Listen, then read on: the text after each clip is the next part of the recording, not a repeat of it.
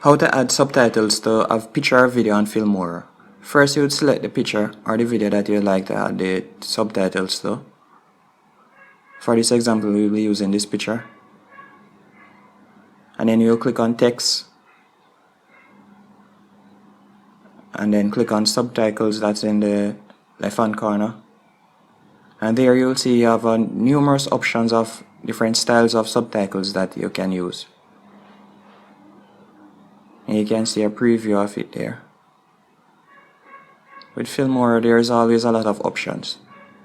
Different styles of subtitles that you can use, subtitle layouts. Okay, I selected that one. You just click on the plus icon to select it.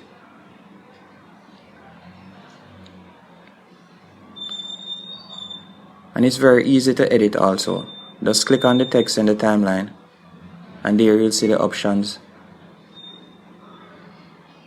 You can write in the text the subtitle that you like to add.